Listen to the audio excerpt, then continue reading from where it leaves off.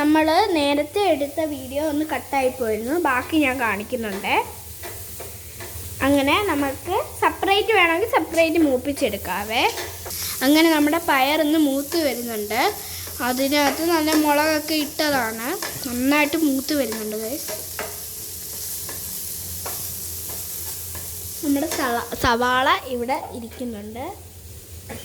നന്നായിട്ട് മുളക് പൊടി, ഉപ്പും മഞ്ഞൾപ്പൊടിയൊക്കെ ഇട്ട് നന്നായിട്ട് കുഴച്ച് വെച്ചിട്ടുണ്ട് സവാള.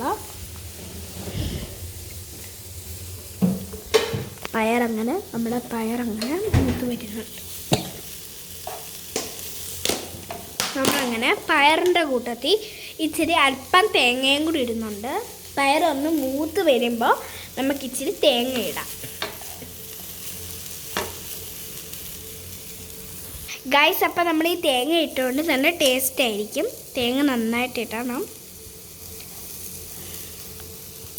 തേങ്ങയും പയറും കൂടെ ഒരുമിച്ച് മുരിഞ്ഞ് വരുന്നത് തിന്നാൻ നല്ല ടേസ്റ്റ് ആയിരിക്കും.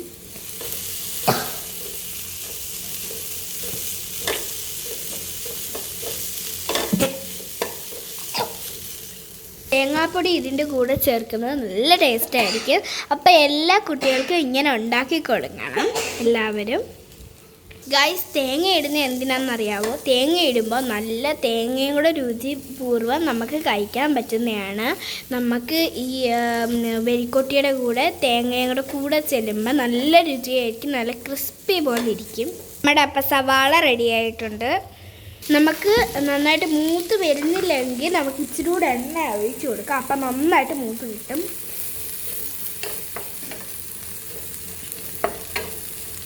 കണ്ടോ ആ തേങ്ങയുടെ ഈ ക്രിസ്പൊക്കെ വരുന്നത്. അങ്ങനെ നമ്മുടെ വെഴിക്കോട്ടി റെഡി ആയിട്ടുണ്ട്. ഇനിയിപ്പോൾ എല്ലാ കുഞ്ഞുമക്കൾക്കും നിങ്ങൾ ഈ വെഴിക്കോട്ടി ഉണ്ടാക്കി കൊടുക്കുക. പിന്നെ നമ്മുടെ സവാള ഇടേണ്ടത് വേറെ വെഴിക്കോട്ടിയിലാണ് അമ്മ ഇട്ട് തരുന്നത്. അതുകൊണ്ട് നമുക്കിപ്പോൾ ഈ വെഴിക്കോട്ടി നന്നായിട്ടുണ്ട്.